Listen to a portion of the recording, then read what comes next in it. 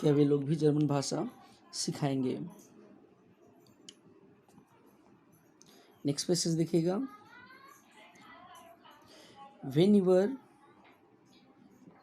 Whenever I looked up for my writing, I saw M. Hamel sitting motionless in the chair and gazing first at one thing, then at another, as if he wanted to fix in his mind just how everything looked in that little schoolroom. Fancy for 40 years he had been there in the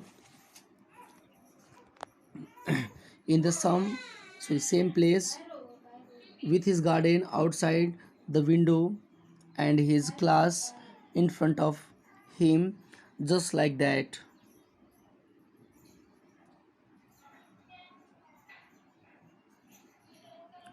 Only the desks and benches had been worn smooth. The walnut tree in the garden were taller, and the hope vine that he had planted himself twined about the windows of the roof. How it must have broken his heart to leave it all, poor man, to hear his sister moving about in the room above, packing their trunks, for they must leave the country next day.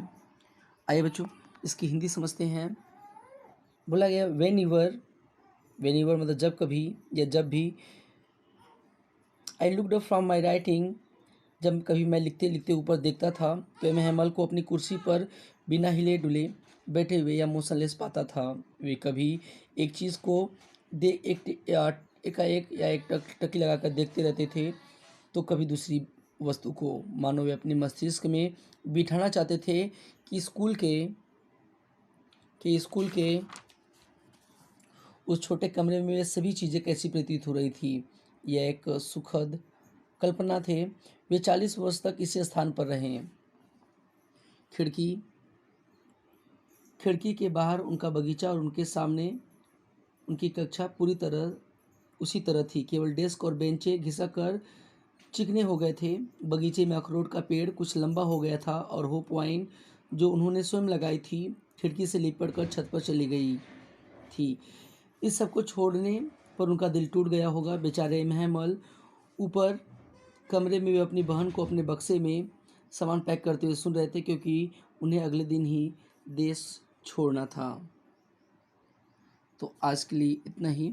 यहाँ तक आप लोगों को पढ़ाया गया है कि for they must leave the country next day, कि वे अगले दिन देश को छोड़ कर चले जाएंगे। अब आगे कहानी अगले पार्ट में आप लोगों को बताई जाएगी।